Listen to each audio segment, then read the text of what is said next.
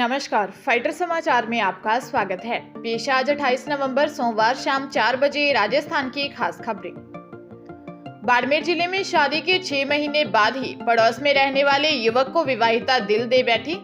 बात इतनी बड़ी कि एक दिन वो घर छोड़कर चली गई। ससुराल वालों ने गुमशुदगी की रिपोर्ट भी करवाई। 14 दिन बाद दोनों की लाश युवक के गांव से 4 किलोमीटर दूर एक पानी के टैंक में मिली है। विवाहिता की पहचान उसके कपड़े और गहनों से हुई है।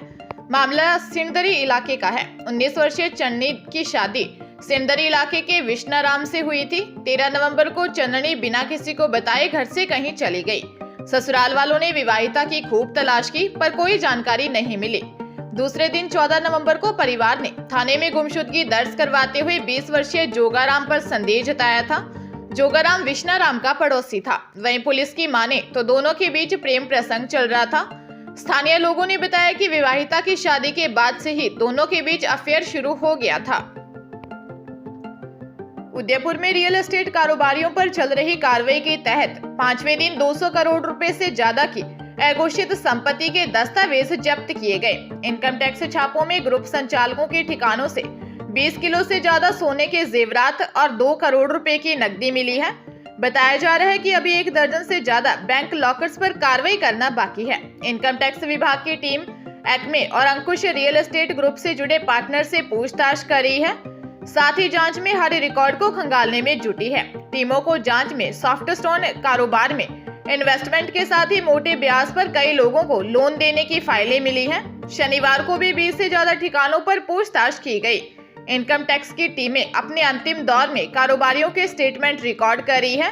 ये कार्रवाई अब 1 या 2 दिन में पूरी हो सकती है। पाली में हिस्ट्री शीटर के मर्डर में नई जानकारी सामने आई है। पुलिस के अनुसार हत्या एक दूसरे हिस्ट्री शीटर ने अपने दोस्तों के साथ मिलकर की थी। मर्डर का एक फुटेज पुलिस को मिला है जो कि किडनैप और मारपीट का है। इसके बाद सुबह हिस्ट्री शीटर की डेड बॉडी मिली थी। दरअसल पाली की किरवा के पास बीसलपुर के रहने वाले हिस्ट्री शीटर 22 वर्षीय रवि वाल्मीकि का शव मिला था। पुलिस ने बताया कि बलवाना स्टैंड के पास से उसका किडनैप उसके ही दोस्त रहे 24 वर्षीय अशोक सरगरा ने किया था। इससे पहले रवि के साथ जमकर मारपीट की गई, फिर वे उसे किडनैप कर ले गए। पुलिस की अभी तक की जांच में सामने आया है कि करीब 1.5 महीने पहले शराब पार्टी के दौरान रवि और अशोक में किसी बात को लेकर झगड़ा हो गया। दोनों की दोस्ती दुश्मनी में बदल गई। मृतक रवि ने आरोपी अशोक का घर जला दिया था। बदला लेने के लिए अशोक ने अपने दोस्तों के साथ मिलकर रवि का मर्डर कर दिया। पुलिस मामले की जांच कर रही है। भरतपुर जिले के बयाना में 2 देवरों ने भाभी के साथ गैंगरेप किया। जिस वक्त वारदात को अंजाम दिया उस वक्त महिला का पति मजदूरी पर गया हुआ था। दोनों देवर आए तो भाभी उनके लिए चाय बनाने रसोई में गई थी। उसी वक्त देवरों ने भाभी के साथ गैंगरेप किया। मामला देर रात बयाना के गड़ी बाजना थाना इलाके का है। घटना को लेकर पीड़िता के पति ने थाने में नामजद आरोपियों के खिलाफ मामला दर्ज करवाया। आरोपी युवकों में से एक पीड़िता के पति के चाचा का लड़का और एक मामा का लड़का है। पुलिस ने पीड़िता का मेडिकल करवाया है। वहीं पुलिस ने पीड़िता के पति के बयान दर्ज किए हैं। आरोपियों की तलाश में दबिश दी जा रही है। एक आरोपी भारतीय सेना में फौजी है। 2 दिन पहले एक मीडिया इंटरव्यू में मुख्यमंत्री अशोक गहलोत ने पूर्व डिप्टी सीएम सचिन पायलट के साथ मानेसर जाने वाले विधायकों पर भाजपा से 10-10 करोड़ रुपए लेकर सरकार गिराने के आरोप लगाए थे। इस पर पायलट गुट के विधायक व राज्य मंत्री मुरारीलाल मीणा ने पलटवार किया है। उन्होंने कहा कि मैंने तो उस वक्त मानेसर से ही जवाब दे दिया था। फिर कह देना चाहता हूं कि यदि उनके पास इसका कोई ठोस सबूत है तो जांच करवाकर ठोस कार्रवाई करनी चाहिए थी। हम तो यह कह सकते हैं कि हम 100% 24 कैरेट गोल्ड हैं। शॉर्ट में कहा जाए तो सोने पर कभी जंग नहीं लग सकती। वहीं गहलोत गुट के 102 विधायकों में से ही सीएम बनाने के सवाल पर मंत्री ने कहा 10 से 15 विधायक तो हमारे साथ यहीं घूम रहे हैं। गुटबाजी के सवाल पर कृषि विपणन राज्य मंत्री ने कहा इस टाइम कोई भी प्रतिक्रिया दें उससे हमारी पार्टी को नुकसान हो रहा है। यदि हमने मिलकर चुनाव नहीं लड़ा तो राजस्थान में कांग्रेस सरकार को भारी नुकसान होगा।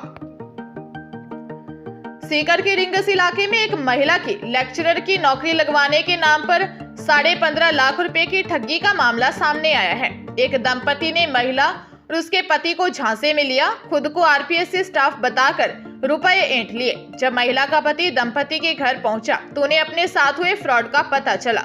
पुलिस पूरे मामले की जांच में जुटी है। सीकर निवासी संग्राम सिंह ने बताया कि उनकी पत्नी गीता ने पॉलिटिकल साइंस से पोस्ट ग्रेजुएशन और बीएड की हुई है। संग्राम सिंह की मुलाकात डॉक्टर आदित्य और नर्सी के साथ मनोज कुमार सक्सेना से हुई।